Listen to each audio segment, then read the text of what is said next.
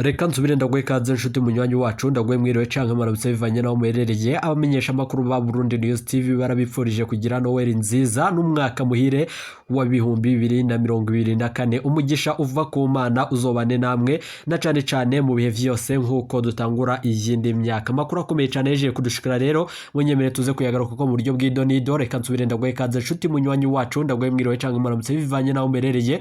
Kuri mwese umviriza amakuru yacu dutambutsa kuri Burundi News TV. Ndabwira ukuri aka kanya makuru akomeye cyane yeje kudushikira umwanya ku mwanya uyu mwaka turawusozera nabi cyane mu nyuma zuko leta y'u Burundi ejeje kwemeza yuko igihugu kibanye c'u Rwanda arico nyene coba caragavye igitero nga mu gihugu c'u Burundi. Ni mu nyuma zuko rero amakuru akomeye cyane yeje kudushikira ari uko ico gitero nyene caguyemwo abantu bashika 27 na cane cyane nubwo leta y'u Burundi yo nyene ishikiriza yuko hapfuye abantu bashika 22 ariko turabashitsa ko ukuri kandi dutange umuco kuri ibi vyose biriko vyibonekeza. Birababaje cyane niba ibi vyose vyoba bigiye kudukwegera ibintu bikomeye cyane. Ndabwira ukuri rero ibintu birabandanya bimera nabi cyane na cane cyane umubano urabandanya utosekara w'igihugu cacu Burundi n'igihugu kibanye c'u Rwanda bivanye n'amajambo akomeye cyane ariko aribonekeza ngaha mu gihugu c'u Burundi. Umwanya ku mwanya rero turashobora nanone kumviriza ibintu bikomeye cyane nyuma yuko umugwi wa Red Tabara wenyene wiyemereye yuko ari wenyene wagavye igitero. Ariko se vyo ukuri nukuhe igipfungu coba kiri muri ibi vyose biriko biratangazwa coba ari ikihe? Ni munyemere tuze gutanga umuco. Reka nsubire ndaguhe ikaze nshuti munywanyi wacu kuri wumviriza amakuru yacu uherereye irya nino ku migani y'amakungu ya kure, abatwumviriza muherereye irya nino mu karere k'ibiyaga binini. Eka ndaguhe ikaze nshuti munywanyi wacu kuri wumviriza amakuru yacu uherereye nga mu gihugu cacu c'u Burundi mu makomine agiye atandukanye mu bisata bitandukanye vy'igihugu.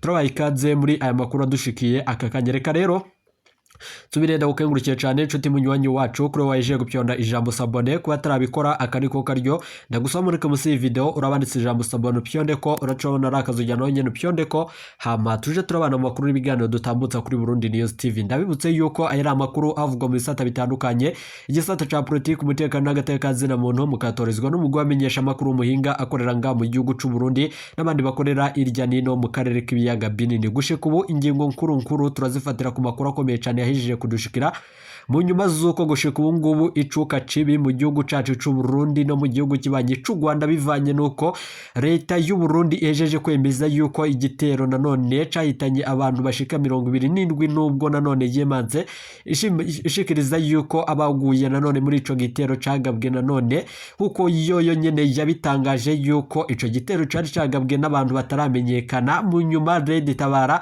ikiyemerera yuko ari yo nyene yagavye ico gitero. None gushika ubu ngubu rero amakuru akomeye cyane yeje kudushikira nuko leta ya Gitega iriko yagiriza igihugu kibanye c'u Rwanda ico gitero cahitanye abantu bashika 27. Amakuru rero yo kwizerwa yoba ari ayahe? Munyemere tuze kubigaruka ko muri amakuru akomeye cyane adushikiye.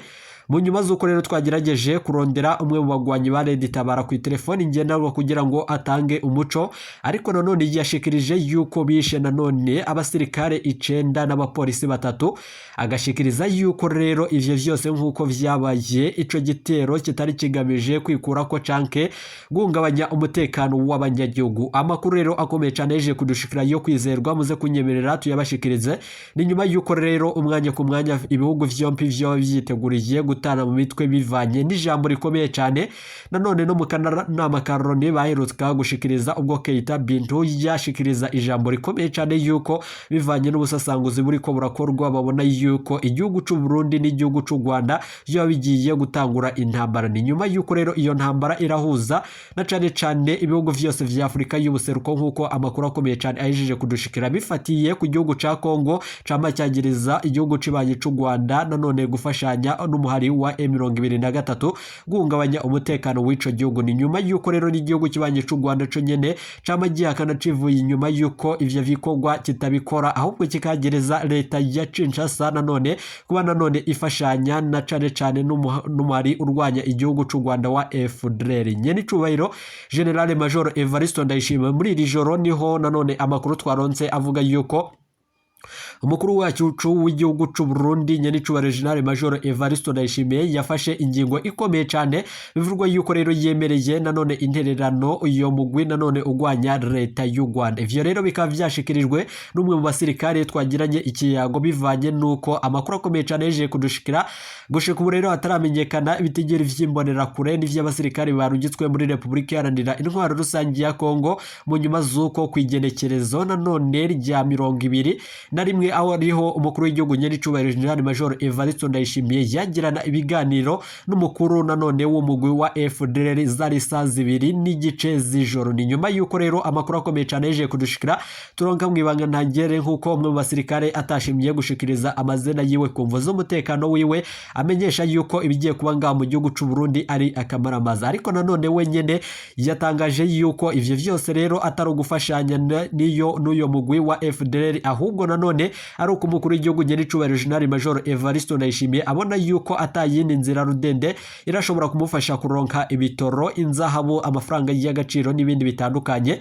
kugira ngo abiganukane ngaho mu gihugu cacu c'u Burundi abidushikiriza na cyane ko turiko turaca mu bihe bitoroshe vy'ubutunzi n'ibijanye no kwiyunguruza, kuko nanone igitoro murazi yuko co mu bwoko bwa mazutu canke essence gushika ubu ngubu rero biraboneka yuko atakiriko ciraboneka. Ni mu nyuma z'uko rero ivyo vyose biva ku ikenda ry'amafaranga mvamakungu amadolari nkuko amasoko yacu avyemeza. Muze kunyemera rero ivyo vyose tuze kubigaruka ko kandi tubitosora tubibashitsa ku buryo bw'idonido.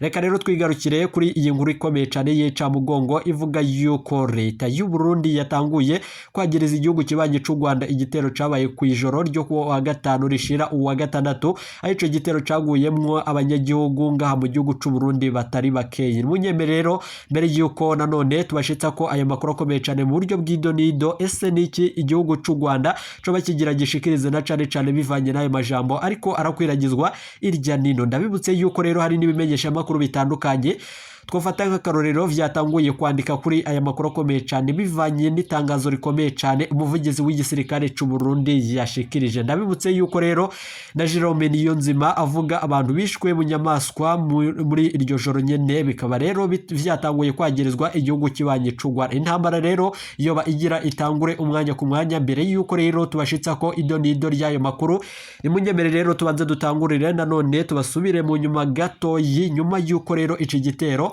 nanone n'amakuru yakiranze. Iki gitero rero ni nyuma yuko rero igitero cyo mu Gatumba leta yashize abona ibitigiri biteye ubwoba. Ni nyuma yuko rero ku muhingamo ku wa gatandatu Jerome Niyonzima umuvugizi wa leta y'u Burundi yatangaje ko inkuru mbi cyane nanone y'abantu bashika 20 bapfiriye ivugizo muri zone Gatumba mu burengero bw'u Burundi hafi rero y'urubibe rwa RDC. Ubwicanyi bwabaye ku mugoroba wo kuri uyu wa gatanu nanone mu ijoro rishira uwa gatandatu. Ni nyuma yuko rero muri iryo tangazo Jerome Niyonzima avuga ko abantu bishwe mu nyamaswa mu ngo nanone 9 zagizwe ko igitero. Umurwi witwaje ibigwanisho w'abarundi ucumbitse muri Sud Kivu Red Tabara wemanze ico gitero ugakana ariko yuko woba utateye abasivili ahubwo wishe abasirikare 9 n'umupolisi umwe. Ni nyuma yuko rero inkuru ya Burundi News TV kubw'intahe zegeranijwe na Burundi News TV ico gitero cabaye hafi saa 2:00 nanone caranzwemwo n'inkoho zituregurika ari navyo nyine vyavyoye abanyagihugu. Amakuru akomeye cyane yeje kudushikira rero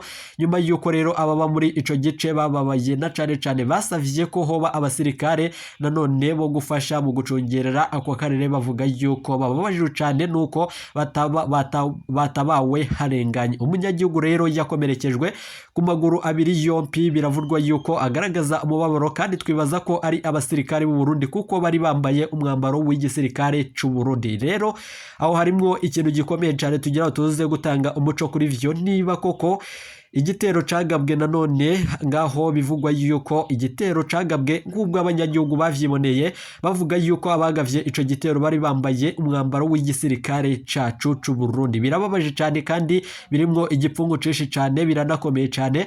Abanyagihugu bo nyene basigura yuko yoba atari Red Tabara. Abanyagihugu rero bo bagira bashikirize iki twagerageje rero kurondera umwe mu banyagihugu bari bibereye ngaho ariko amakuru yadushikirije arateye ubwoba. Rero reka rero tubanze tubandanye, mu nyuma turi buze gutanga umuco. Twamenye ko hari nanone abagwanyi bamaze gutera ikirindo cy'igipolisi kiri ku rubibe, nanone abenshi ngaha bakomeretse bariko baragerageza guhunga. Leta y'u Burundi rero yatangaje urupfu rw'abantu bashika 12 mu bishwe, harimwo nanone n'abantu badashikana nanone imyaka 5 hamwe n'abakenyezi 3, harimwo nanone abandi 2 bibugenza na cane abo bategetsi bavuga yuko iyo zone idatekanye, bemeza ivyashikirijwe na Red Tabara yemeza ico gitero. Amakuru rero akomeye cyane yeje kudushikira ku bw'isoko mu bijanye n'umutekano ridashima kwivuga imyidondoro yaryo kumva z'umutekano waryo. Nanone ico gitero coba carahitanye abantu bashika 27 nubwo leta yacu yatangaje abantu bashika 22, harimwo rero abasivili 20,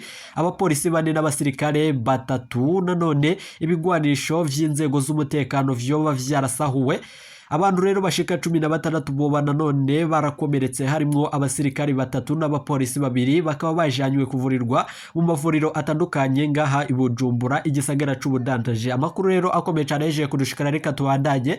Nubwo biruko abategetsi b'u Burundi bemera ko umupolisi umwe nyene ari we yishwe. Mu nyuma z'uko rero abagwanyi ba Red Tabara batemeza ayo makuru, nanone igipolisi c'u Burundi nanone kuri ubu rero abategetsi b'u Burundi bakemera yuko umupolisi umwe ari we yishwe. Umukuru w'igihugu c'u Burundi Evariste Ndayishimiye yari yagabishije na cane ku munsi w'igitero ingabo z'igihugu ko zoguma nanone zirikanuye, akamenyesha yuko umwanzi atigera agoheka nubwo dufise amahoro. Red Tabara rero witwa umugwi w'iterabwoba n'abategetsi b'u Burundi, ariko nanone uragwanywa n'igisirikare c'u Burundi kiri muri Sud Kivu nanone kuva muri Myandagaro umwaka wa 2023, kuva muri Myandagaro umwaka wa 2022 gushika ubu rero ku mwumvikano w'igisirikare c'u Burundi na leta ya RDC. Nyuma yuko rero amakuru akomeye cyane ahishije kudushikira, ndabibutse yuko abo basirikare barungitswe nanone ku itegeko ry'umukuru w'igihugu Nyiricubahiro General Major Evariste Ndayishimiye kugira bahushure uyu mugwi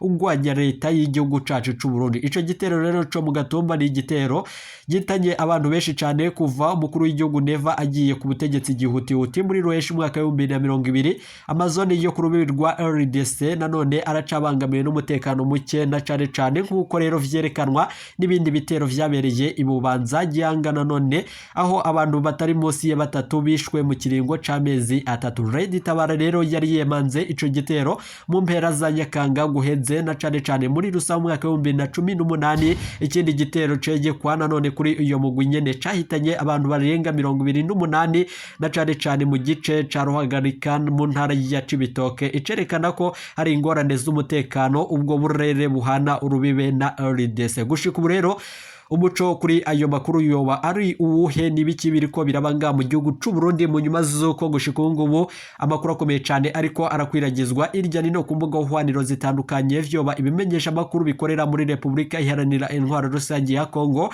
ibimenyesha amakuru bikorera nga mu gihugu kibanyi c'u Rwanda, n'ibimenyesha amakuru bikorera ngaha mu gihugu cacu c'u Burundi. Gushika ubu rero inkuru ya Burundi News TV turemeza amakuru akomeye cyane ariko aratangazwa n'abategetsi bakomeje bavuga yuko kandi bagiriza igihugu kibanye c'u Rwanda kuba caragavye ico gitero. Ndababwira ukuri rero bica vyumvikana yuko ari yo mpamvu leta y'u Burundi, umuvugizi wa leta y'u Burundi yashikiriza yuko abagavye ico gitero ari abantu batazwi, mu gihe Red Tabara yoyo nyene yari yiyemereye yuko nyene yoba ari yo yagavye ico gitero, ariko leta y'u Burundi yaciye yanka iyo ngingo ibandanya yagereza kandi ivuga yuko abo bantu bataramenyekana na cane rero ko biciye bitangaza abatari bakeyi bivanye n'amakuru akomeye cyane ava muri Etat Major no mu biro vy'umukuru w'igihugu yemeza yuko ico gitero coba caragabwe n'igihugu banye c'u Rwanda. Birateye ubwoba rero kandi birimwo igipfungo cinshi cyane, vyoba nanone bigiye gukomera cyane bivanye nuko nanone Nyenicubahiro General Major Evariste Ndayishimiye gushika ubu ngubu rero ari mu ntureka itari ngeyi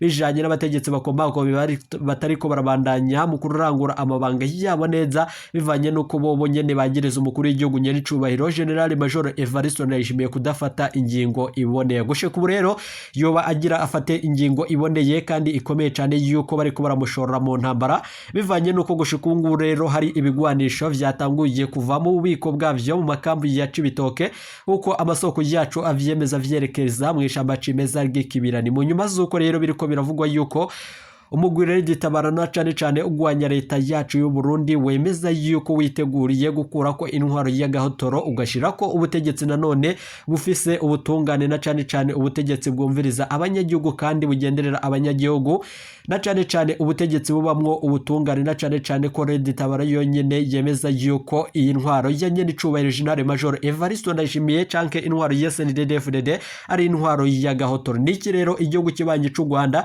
coba cyashikirije kubijanye n'aya makuru. Gushika rero amakuru ava mu gihugu c'u Rwanda aremeza yuko atakintu na kimwe barashikiriza kubijanye n'ibi vyose, ariko nanone bimwe mu menyesha makuru bikorera muri ico gihugu biremeza ayo makuru, ariko nanone arakwiragizwa. Ariko rero bikavuga yuko gushika ubu rero bibabaje cyane kuba nanone igitero caturuka nanone muri Repubulika Iharanira Intwaro Rusange ya Kongo, ariko abategetsi bacu baje kwagiriza nanone ico gitero igihugu c'u Rwanda, kandi abagwanyi ba Ditabara bo nyene biyemerera yuko bagavye ico gitero. Birababaje cyane kandi birashobora gukwega akarambaraye bivanye nuko rero ndabibutse yuko na Keita Bintu nanone mu kanama Karoni yashikirije yuko umwanya ku mwanya igitero gikomeye cyane intambara igiye gutangura hagati y'igihugu c'u Rwanda n'igihugu c'u Burundi. Ndabibutse yuko rero no mu gatondo isaha 2 ariho umukuru w'igihugu nyeri cubahiro General Major Evariste Ndayishimiye abantu zibiwe bamubwiraga amajambo akomeye cyane kubw'amasoko no kubw'amakuru akomeye cyane turonka mwibanga ntangere yemeza yuko